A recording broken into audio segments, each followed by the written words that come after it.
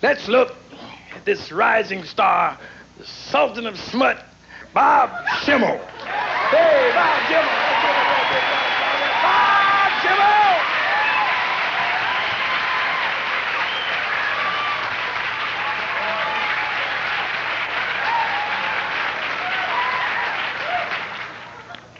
Well, this is a great evening. I was kind of depressed today. I read in the newspaper this morning that people could actually make money donating sperm to sperm banks. And that really bothered me because last year alone I let $500-600 slip through my fingers. Having problems with my wife. She showed me an article in the Cosmo magazine about the G-spot. Have you heard about this?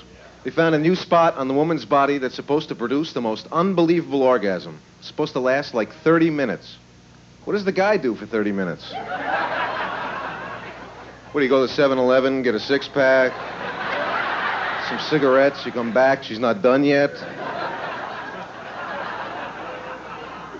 So he went to a marriage counselor. He said, what you got to do is take your wife to one of these adult toy stores and get some marital aids and go home and experiment with them and broaden your sex life. My wife found a vibrator that takes like 20 D-cell batteries. You could jumpstart your fucking car with this thing. Why do people say excuse me after they fart? Wouldn't it be better if they said look out before they did it?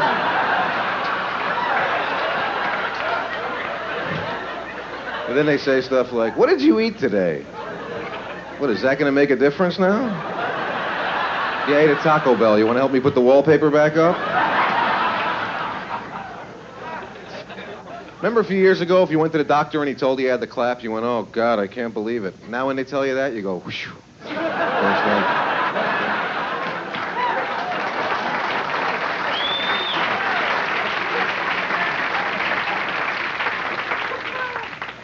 They said they might have a cure for herpes, but they have to test it out on rats first. How do they give a rat herpes? What do they tell some girl at the clinic? Look, you already got the herpes. Fuck the rat. Come on. There might be a cure in it for me. Actually, animal sex is not funny. I had a friend once that fucked a dog, and it was the most disgusting thing I ever watched.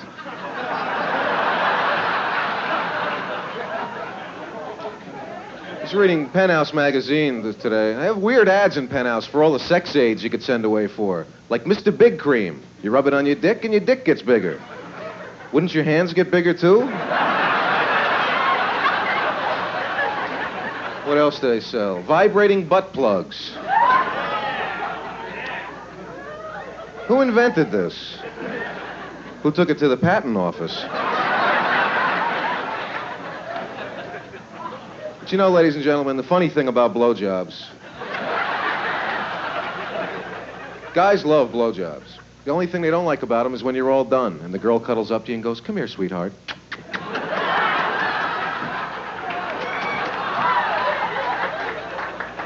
Don't you want a little wine or something first? How about a cigarette? You don't smoke? Start smoking. And the sick thing is, you know you're going to have to do it, because if you don't, you know she'll think, that's real nice. He wants me to suck his dick, but he won't kiss me. How can I get even with him?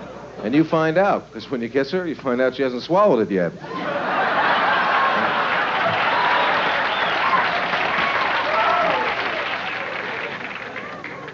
I wanted to try anal sex with my wife. I said, why don't you lay on your stomach and let me go in the other way? And she pulled out a dildo and said, let me do you first.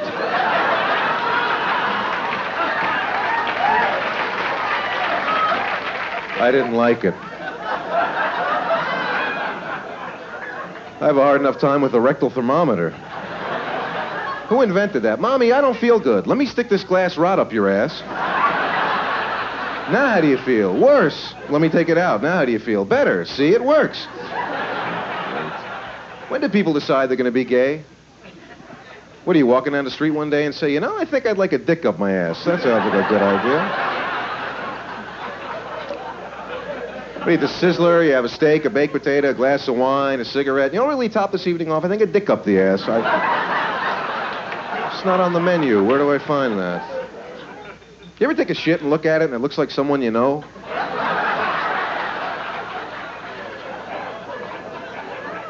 Do you tell them? You ever wonder what determines whether it's going to be 2, 3 pieces or that one long one that comes up the side of the toilet? It always happens at somebody else's house.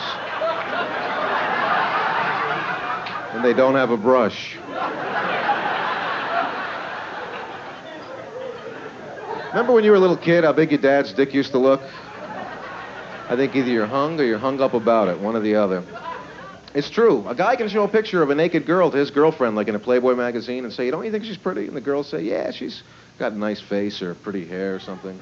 But if a girl shows a picture of a naked guy to her boyfriend, and the guy's got a really big dick, like 4 or 5 inches, they never have anything positive to say about it. I was at somebody's house, they're showing a picture of John Holmes. This guy looks like a ride at Magic Mountain. And the husband goes, yeah, it's big, but it doesn't get completely hard. Who gives a shit? What are they talking about?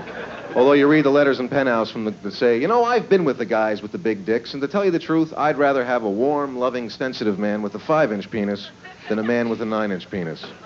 Women write these, they don't write these letters. Men write them, and they sign women's names to them. I think that's how that works. My wife wants to get a cat for a pet. I like dogs. They're a lot more fun. You can play Frisbee with them. You go jogging with a dog. She said, cats are better than dogs, because when a dog has to go to the bathroom at 3 in the morning and has to wake you up, you have to get up, you have to let the dog out, you have to wait till he's done, you have to let him back in. When a cat has to go, they don't bother anybody. They just shit in a box. I don't like the way that sounds. Shit in a box. Sounds like something new at McDonald's.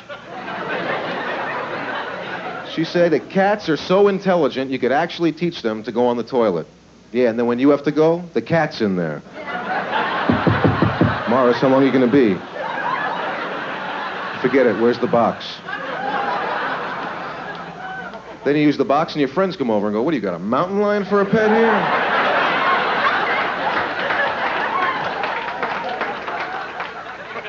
I was talking to this guy today who was out with this girl last night. He said, yeah, I fucked the shit out of her. You know, I never want to see anything like this. It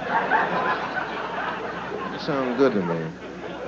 I fucked their brains out. Ugh. I think I know a few of these girls. I like when you're with a girl and a guy goes, hey, fuck her once for me. What do you say? Oh, and this is for a friend of mine.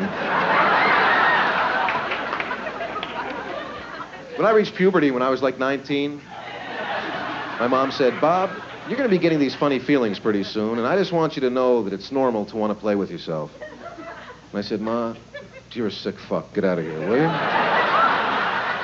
You don't need your mother's permission to do this. And I could never do it because I'm afraid of dying an embarrassing death. With my luck, I'd be in bed with like 12 or 13 Penthouse magazines. Just at that magic moment, a blood vessel would burst in my head, and I'd die with my dick in my hand. Parents would come home with company. This is Robert's room. So tiny. I met this girl. We went out one night. She said, you want to have the most unbelievable orgasm in your life? You let somebody stick a knotted rag up your ass. And just when you're ready to come, you have them pull it out. So I said, okay, I'm willing to try anything once. Until I see her taking the rag out of the trunk of her car. So I said, I don't want the rag. She said, you know what else is just as good? You let somebody stick a string of beads up your ass. I said, okay. So I'm at the hospital getting the beads removed.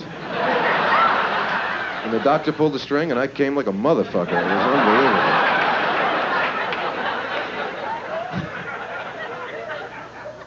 Well, you guys have been a great crowd. You got a great show coming up for you. It's been a real pleasure working here, especially meeting the king, Red Fox. He's definitely the ultimate. Thank you very much.